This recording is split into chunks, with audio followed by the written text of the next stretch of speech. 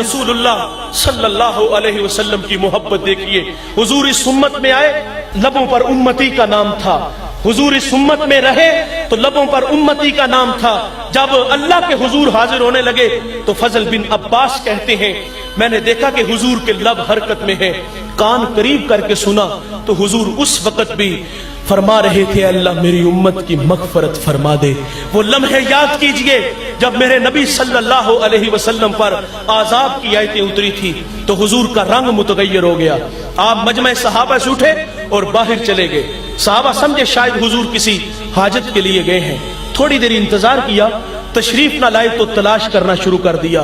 ایک دن، 2 دن، حتیٰ کہ تیسرے دن کا سویرا بھی طلوع ہو گیا. تیسرا دن ہوا، صحابہ جنگل میں چلے گئے. میں نے اس جنگل کی زیارت کی ہے، اب وہاں گھر بن گئے. صحابہ جنگل میں گئے، وہاں ایک چرواہا دیکھا اور اس سے کہتے کہ یار تو نے اس نام کا کوئی شخص تو نہیں دیکھا؟ وہ کہتے اتنا میٹھا نام تو میں نے سنا ہی پہلی دفعہ ہے. ہاں اتنا جانتا ہوں، وہ سامنے غار دیکھتے ہو جس کا نام جبل صلاح ہے. وہاں ایک جوان ہے جو صبح بھی روتا ہے، وہ شام بھی روتا ہے، اور کہتا وہ میری بکریاں دیکھو ہلکا بنائے بیٹھی ہے، نہ کچھ کھاتی ہے نہ کچھ پیتی ہے. وہ کہتا جب وہ روتے ہیں تو یہ بھی روتی ہے. صحابہ جان گئے یہ کریم کوئی اپنا ہی لگتا ہے. تو صحابہ نے پوچھا وہ رونے والا کیا کہتا ہے؟ اس نے کہا جب اس کے لب ہائے مبارک کھلتے ہیں تو وہ رب حبلی امتی کی صدائیں دیتے ہیں. حضور اپنی معیشت کے لیے نہیں، آپ کے لیے، میرے لیے اللہ سے فریاد کنا تھے اے اللہ میری امت، اے اللہ میری امت، اے اللہ میری امت. صحابہ نے منت سماجی کی، بندہ نواز سر اٹھائیے غلام آئے ہیں. سیدنا صدیق اکبر نے عرض کیا حضور اللہ مہربانی کرے گا، لیکن میرے نبی فرماتے ابو بکر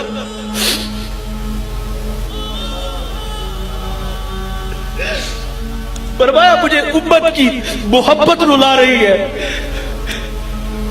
پھر سیدہ فاطمہ رضی اللہ تعالی عنہ کو خبر ملی، آپ مدینے کی عورتوں کو لے کے اس غار کی طرف بڑھتی ہیں، اور راوی لکھتا ہے کہ سیدہ کے تن پہ جو ردا تھی اس پہ 14 پیوند لگے ہوئے تھے.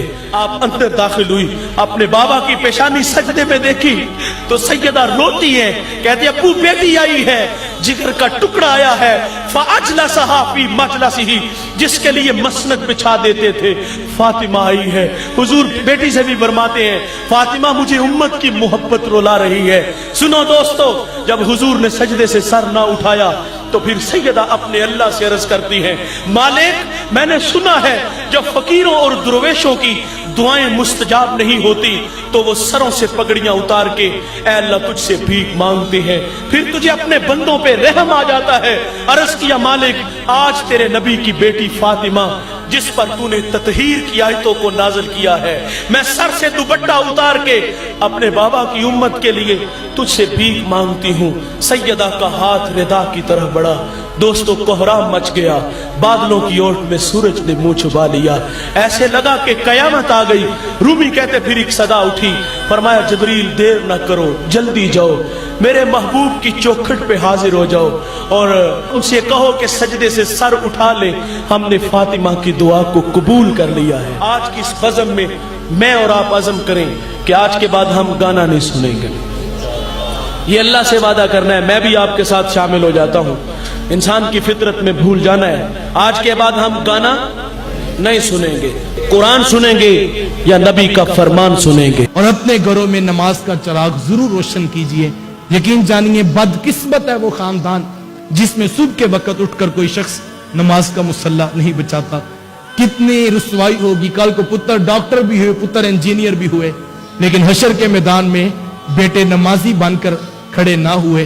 کل حکم ہوگا کہ لوگوں سجدہ کرو اس رب کے حضور.